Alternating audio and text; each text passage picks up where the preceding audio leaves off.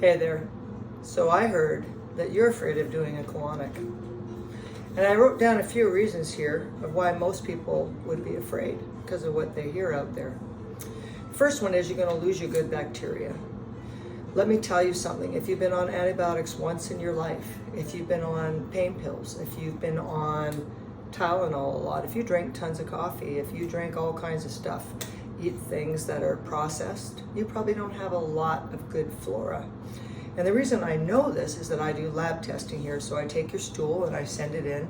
And one of the things I can see is commensal, which is good bacteria, and the other one is pathogenic. So I can see the balance. And the cool thing over doing this for 20 years is I do have clients who have done a fair amount of colonics. Maybe they even do enemas at home. And I've been able to look at their commensal and their good bacteria, and I can look at their balance, and I can tell if over all these years they have lost a lot of good bacteria from doing this type of thing. And actually, they are flourishing. Their good bacteria is flourishing. They're in good balance, and they feel good.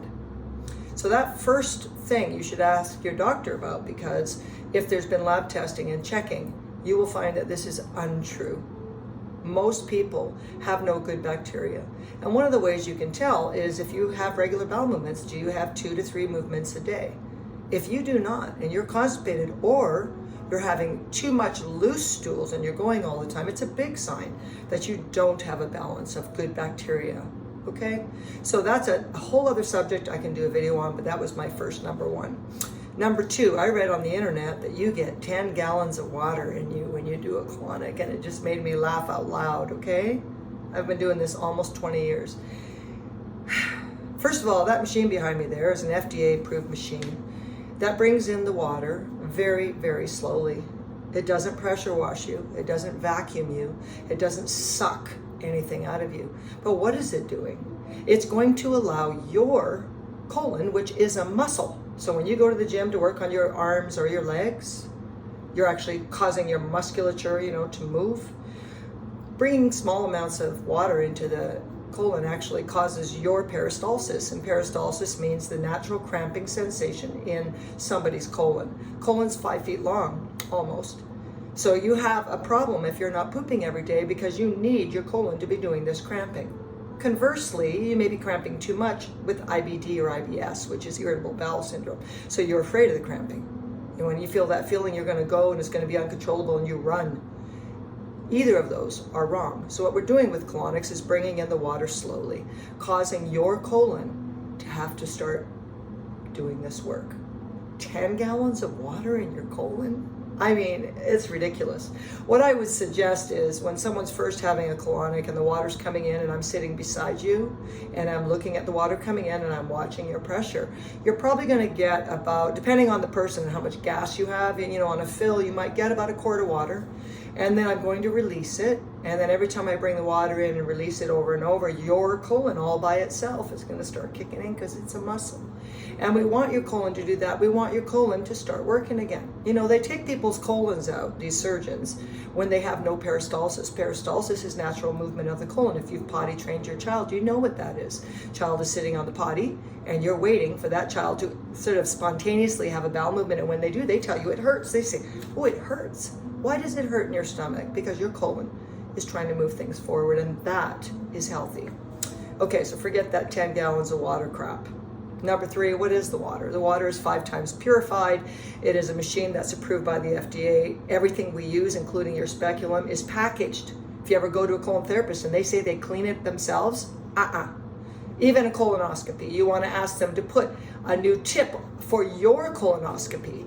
You don't want something that's gone into an autoclave that's been heated to be cleaned, because parasites survive everything. So you want a brand new camera and tip on your colonoscopy, right? So these things really matter. And this is highly hyperallergenic in every way. What did I say? The next one. Oh, you're going to become dependent. Okay. So when I was sick and I had fibromyalgia, chronic fatigue, lupus, MS, and then breast cancer, I pooped probably once a week, and I probably did that a lot of my life. And I was told by doctors and people that only going once a week or twice a week is normal for some people. So I would ask you, do you eat every day? And wouldn't it be normal to have a bowel movement every day? Do you feel bloated, gassy, distended, and all kinds of stuff because you don't go? What does it feel like to be constipated? Because I think it sucks. So you're going to become dependent when you have warm, purified water put inside your colon to cause your musculature to release. But no, we won't talk about Miralax, Dulcolax, whatever people take, stool softeners. What do those do to you? Those are all poisons. Those are chemicals. People that were on Miralax, there's actually, you can Google it. These people are having hallucinations if they stay on it. These children are sick from it. How is that right? You tell me how that's right, because people have been using water forever. Did you know that Cleopatra, in her grave, because the Egyptians buried themselves with everything they thought that they were taking with them to the eternal place, she had an enema bag kit in her tomb when they discovered it in the early 1900s. And the tubing was made from bulrushes, and this was something she did. Now, if we know it's been around historically because people need to have their bowel moving. So you tell me how normal it is that you go once a week or twice a week, and yet you tell people they shouldn't do enemas, which costs you nothing except for clean water, or these, colonics. You tell me, you explain that to me, because if you want to ask me questions, I'd love to answer these for you. I want to tell all the women out there that if your colon is full of poo and your colon's 5 feet long, and let's say for most of your life you really have never had a lot of bowel movements. Let's say you're only going once every other third day or whatever. You're not doing 2 or 3 a day.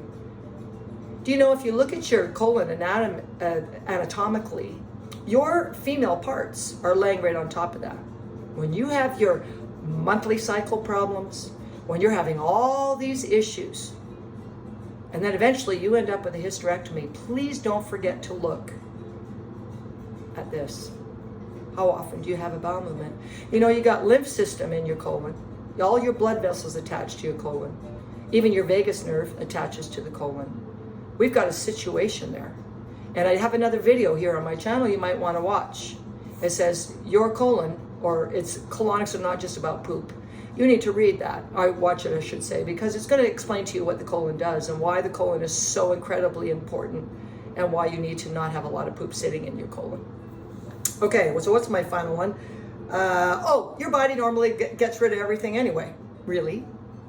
Really? Did you know that John Wayne had 40 pounds of hard waste stuck in his colon after his autopsy? They had to cut it out because it was like a paralyzed, what are those petrified trees? They had to cut his colon with a chainsaw type of a thing to get it out of there. And don't forget Elvis Presley, he was the same. When you see these big hard stomachs on people, you have to know this is not normal. And your body does not just get rid of it. And by the way, we are a garden inside. We have a biome. And so what do you think is going to really grow in your colon when you have poop sitting there with no motility? It's in there for long periods of time. You're going to grow bad bacteria, especially Candida albicans, which is a fungus. You're going to grow things that shouldn't be growing in there because your stool is sitting in there too long. Okay? What's the final one I have here? Oh, can we puncture your colon? Well, let's think about this. A colonoscopy, they put something up you, which is a wire. It's got a camera on it, and it has other things that could possibly puncture you. In fact, I think you have to sign something before you ever do a colonoscopy, and that goes around your colon.